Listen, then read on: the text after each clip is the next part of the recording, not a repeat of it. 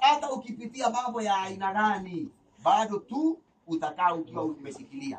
Unajua ni maandiko tunasoma kuhusu Ayubu, tunaisoma kama historia, ati ya kwamba watoto wake walikufa, mifugo walikufa, yeye mwenyewe aligonjeka mwili, sasa akashindwa na kuvaa nguo, akawa anakaa mahali kuna mwagwa majifu, akandumu akijikuna. Unajua hiyo ni story tunasoma.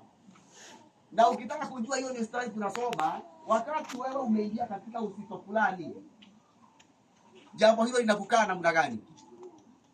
Linakukaa namna gani? Kama hivi sasa ndugu, ule uzito ambao umemkumba kwa wakati huu, isipokuwa ni Mungu amemshikilia, jambo hilo ni zito sana. Hivyo ningetaka kusema hivi, sisi wote ambao tumehudhuria, wale ambao tunashirikiana na Andwega na wale ambao hatushirikiani, majirani na wote kwa jumla, ni tukae tukijua ya kwamba hapa ulimwenguni kalenda ya kuishi hapa iko mikononi mwa Mungu, haiko mikononi mwa mwanadamu.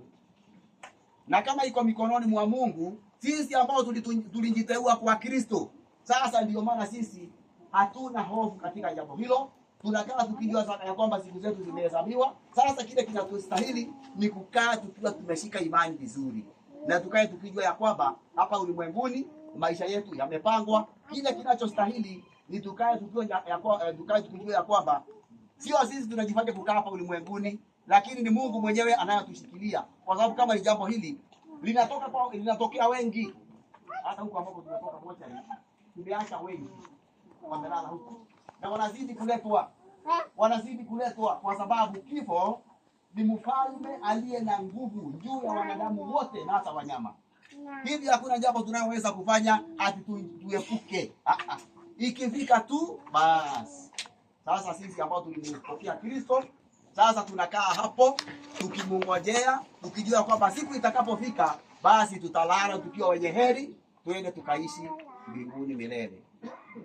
Hilo andiko tu ndio nimesikia kusoma, kwa sababu sikusikia kuongea sana, kwa sababu kuna mzee ningetaka kuita mzee mwenye mvi, kwa sababu mzee mwenye mvi hawezi kosa neno la kufariji watu.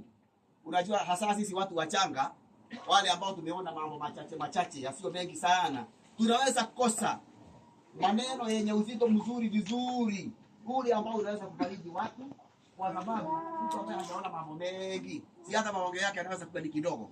Lakini mzee mwenye mvi, ni kumaanisha hizo mvi zimetoka mbali na fariji wengi, kwa sababu ni Mungu amemruhusu namna hiyo. Hivyo hilo andiko tu ndio nimesikia kusoma, ili wote ambao tuko hapa tukae tukijua kwamba kalenda yetu ya kuishi kwa ulimwenguni iko mikononi mwa Mungu, haiko mikononi mwa mwanadamu. Ndio maana sisi tuko katika Kristo. Sasa hilo tunalishika vizuri, na tunakaa tukijua kwamba maisha yetu Mungu mwenyewe atasema basi yatamatike, na tutasema amina. Hivyo tushukuru kwa yale tumepata kwa wakati huu, na tutarajie mema, kwa sababu hakuna mtu anatarajia mambo mabaya. Ndio tu mtu kwa mabaya, lakini akikutwa mwanzo anasema asante, lakini Mungu wangu nisaidie.